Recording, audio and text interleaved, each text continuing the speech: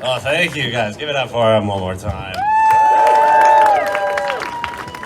Keeping that energy up. Okay. Look at that. You got a lot of lovely couples in the front. I don't like people in relationships. Am I the only one? I think people in relationships, they're so annoying, right? Like here, a perfect example is my girlfriend. And I don't have a girlfriend anymore. I don't. I'm single. Now I gotta bring girls on dates, and that's always tough because I don't know where to bring a girl on a date. Like, I always have a fear they want to leave me halfway through. Right? And so now I bring all my dates to escape rooms. Yeah, it's what I call the trunk of my car, but it's it's a nice car. It's a Camry. It's got a big trunk. It's good. Other people that annoy me are just complete strangers that call me boss. You know, you guys know these people that are like, hey, what's up, boss? How you doing, boss? How do you respond to that? I say, you're laid off from this conversation. I'm done. Because I'm not a boss at all. Look at me. I don't look like a boss. I look like I spent my whole day chasing around Macaulay Culkin. Oh, wait, hold on. Is that how I wrote? Yeah, that's... And in that, I don't even look like the boss. I look like Marv. I'm the other guy. So I know you're full of shit. I'm not a boss. I woke up at 2 p.m. today. That's not a boss move. Said good morning to my neighbor at 2 p.m. Yeah, they know I'm not a boss. I just walked out. I'm gonna go back inside. I shouldn't be out here. Not a boss. Whatever I look like, it does make a lot of homeless people downtown call me brother when I'm walking around. Just minding my business. They're like, hey, brother. I'm like, not now, boss. I can't. One time a homeless guy called me brother, and I was like, hey, man, you're not my brother. And the guy was like, sure you are. How's dad? And I was like, wait, what? Oh, shit. I don't think you know my dad. And he was like, Larry. And I was like, fuck, that's my dad's name. All right, brother, I'll see you at Rosh Hashanah. I guess that's a Jewish holiday. You must be Jewish, because I'm Jewish, thank you. Do we have any other Jews here tonight? Okay, that's pretty surprising, I'm not gonna lie. Usually it's dead silence in San Diego. Here's the thing, I bet there are more Jews here. We've just been trained not to answer that question. You know what I mean? Like, historically speaking, if somebody walks into a room and says, are there any Jews here? And it's not a lawyer's office or a tax accountant. Don't answer that question. He's up to no good. I know where all the Jews are. I clocked them on my way up here. I don't have to ask that. Just gotta keep it quiet. No, it's fine now. I like being Jewish. I grew up Jewish. I read the Torah as a kid. I remember, there's this part in the Torah that says, thou shalt not covet thy neighbor's wife. And I always thought that meant, hey, as long as it's not your neighbor. Feel free to covet that guy's wife. It's Moses just being like, just take it on the other side of town, man. You might need something from your neighbor. I'm like, oh, that's cool. Moses, what else you got written on that rock? That's where he wrote all his good ideas, you know? He also had, thou shalt not commit adultery, which I thought was similar to the first, but I think it's different. He's saying if you're single male, you can sleep with someone's wife on the other side of town and still go to heaven. And she's gonna go to hell. You did that to her. I guess he did. But I always thought that was kind of gangster, because Moses was like, dude, you can sleep with her, you'll go to heaven. Also, don't worry, she won't be there. I took care of that for you. Like, fuck, Moses, these are 10 commandments or tips of the game, player? He's got our back. He's looking out for us. It's a good rock. He wrote things. That's what I always think about, that he put it on a rock, the 10 commandments, right? He wrote those on a stone and he brought them down. Because that's how much he believed in his ideas. He had to put it down somewhere, and he chose a rock. Like, I've been out before and I had a great idea and I didn't have a pen or a paper on me, and I was like, I'm just gonna have to remember this. Not Moses.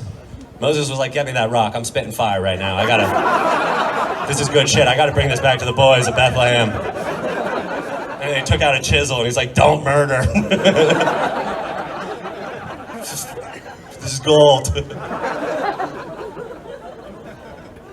Speaking of rocks, I had a kidney stone this year.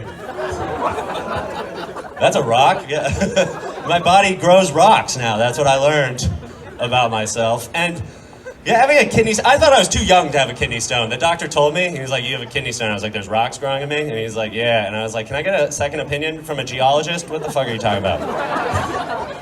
I shouldn't have a kidney stone. And it's painful. They told me before, they said passing a kidney stone is as painful as giving birth. And even after passing that stone, I don't know if that is true, but I do know that after my first, I'm not having a second. Yeah, I don't think a couple years from now, I'm gonna be like, I think I'm ready for one more. Brought me so much joy the first time around, I think we could do it again. No, I want no more kidney stones. But I'm 29 and I had a kidney stone, so I think that means I'm gonna have a lot more kidney stones. Because I'm too young, I'm gonna have like 20 of them. I'm gonna have kidney stones like those weird homeschool families have kids. You know, you see like 10 of them lined up. I'll be like, 6 and 7 were twins. I passed them together. Fuck, kidney stone. That's not the sign of a healthy 29-year-old male having rocks growing in him. It's the sign of a healthy oyster. So I need a marine biologist, I guess. Gives me anxiety. I get a lot of anxiety. That's why I had to stop smoking weed, because like smoking weed gives me panic attacks now, and I just get a lot of anxiety from it. And I had a buddy, he mentioned that I should get an emotional support dog for like anxiety. And I think that's a pretty big job for a dog. You know what I mean? Like, I like dogs, but they're pretty dumb. And like, like a psychologist, no, my dog, I had to stop it from eating rocks today, okay? Literally this morning, I had to pull rocks out of his mouth. And when I pulled a rock out of his mouth, my other dog ran over and started eating that rock. They're dumb, okay? People go to college, they become psychologists, right? Then they get their masters, they study for a bunch of years, and then someone's like, I'm gonna choose the dog over you. The one chasing his tail, that's the one, I think it can help me. Doctors prescribe pills, dogs are like, let's eat everything in the fridge as fast as possible. And then we can throw it up and roll around in it. How do you feel about that? Here's the thing, I'm not against it, I'm just skeptical. I was just skeptical about it. But this last time that I smoked weed, I had a panic attack in my house, and the only other thing in my house was my dog. And I didn't know, I was pacing and she was looking at me, and I was like, okay, let me give this a try. Let me like pet her or something. So I went up to my dog and I was petting her, and she was looking at me, and I was looking at her, and she was looking at me, and then she farted very loudly. I swear, she farted and I laughed so hard, I forgot I was having a panic attack. And then I was like, no shit, this just worked, holy shit. I was like, this dog is good. I have a little emotional fart dog with me. I gotta bring this dog with me everywhere now, like, right? I get anxiety when I fly, now I'm at the terminal. I'm like, I gotta bring this farting dog with me on the plane. He's a licensed professional. I have a note from a doctor. The doctor's also a dog, it's also a licensed professional. Now I gotta stop smoking weed, which is good, because here's the thing though, is because all my friends are stoners. So like, when you don't smoke weed and you hang out with stoners, you realize how dumb stoners are. And they're so annoying, they just want to talk about weed all the time. Now that I don't smoke weed, I think that I'd rather hang out with cokeheads. They're way more fun than stoners. Cokeheads are way more fun, they got cool ideas, they're up all night. Stoners have the worst ideas, they don't have coke on them. I could just try that, you know? But people that do weed, like smoke weed, and people that do coke are two totally different types of people. That, like, I noticed that, like when you're with your stoner friends, you'll smoke weed, and then eventually your buddy will be like, hey man, let's save the rest of this for later. Have you ever heard a cokehead say, let's save the rest of this for later? That's never happened in the history of cocaine. When people do coke, they do all of it, okay? And then when they finish it, they start calling anybody they've ever talked about cocaine with. That's what happens. It's 7 a.m., you're in a kitchen, and the sun's coming up. And you take out your phone, and you're like, yo, man, you remember me? And they're like, Mike, I was your 6th grade dare officer. Of course I have cocaine. Come on! Everyone has it. It's funny, all the different types of drugs. People want to one-up each other with drug stories. Like when I'm with my group of friends, right, and one of my buddies will be like, I smoke weed all day long, you know, wake up and smoke weed. And then the next guy will be like, I went to Joshua Tree and did mushrooms. And then someone's like, I did DMT at Burning Man. And then someone's like, I smoked crack in Fresno. And you're like, all right. Calm down. I fall asleep after a Benadryl. I don't care. There's always like new things you hear of. I was traveling, I was in Peru a couple years ago. And I went down to Peru and I found out a popular thing down there. People go down there and they go on an ayahuasca trip with a shaman. So like you get a shaman and then you take ayahuasca with the shaman in Peru. And I just feel like that's a far way to travel just to do drugs. Like if I want to get high, I just go to my buddy Greg's house. We eat the mushrooms he grows under his futon. Yeah, he calls himself a shaman, so like, I think it's kind of the same. But no, people go all the way to Peru, and they do it with a shaman. And I'm skeptical of that, because I was like, I didn't know you got to meet shamans in the real world, you know? Shamans are people that live up in villages. You're never out at a bar and you see an old man. You're like, hey man, what do you do? And he's like, I'm a shaman. At karaoke night? That's crazy, you know? You're like, you don't meet shamans. So I thought it was like fake. And I met this girl and she had just done the experience. She went with the shaman. So I was asking her all about it and she's like, you have to try it. Trust me, the shamans are completely legit. Like they brought me on this beautiful journey and we had such a connection. And then at the end of it, I ended up sleeping with my shaman.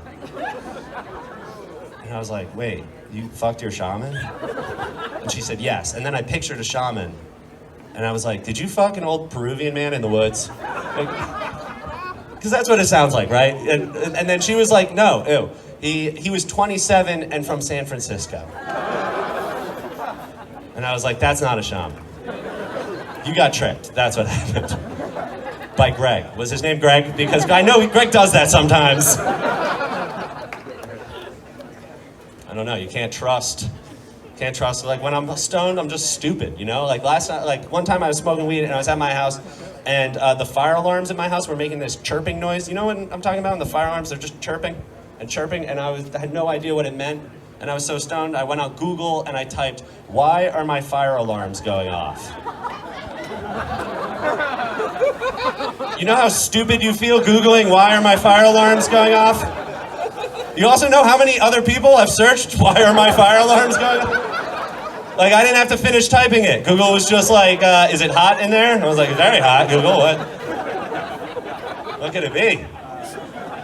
I love Google, because you don't even need to know what you're looking for. Because, right, you just start typing in Google, Google's like, I got you, I know what you're looking for. The search comes up, you don't need to know shit. And I found out it collects our data, it collects all of our data, so it knows what we're searching before we do.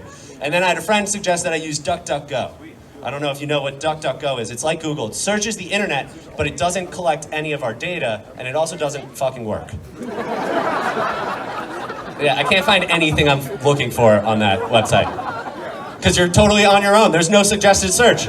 So when you type in DuckDuckGo, nothing comes up, okay? And it turns out I don't know how to spell or complete sentences.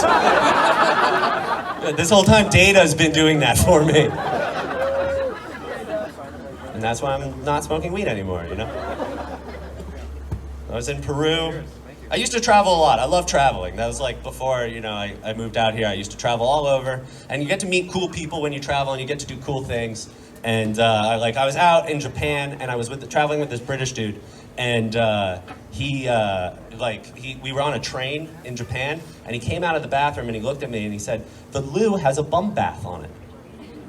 And I was like, what he was telling me was the toilet had a bidet. But British people say stuff so nice, you know? They're like, the loo has a bum bath. If it was an American, he would have been like, yo, the shitter's got an ass squirter on it. You should check it out.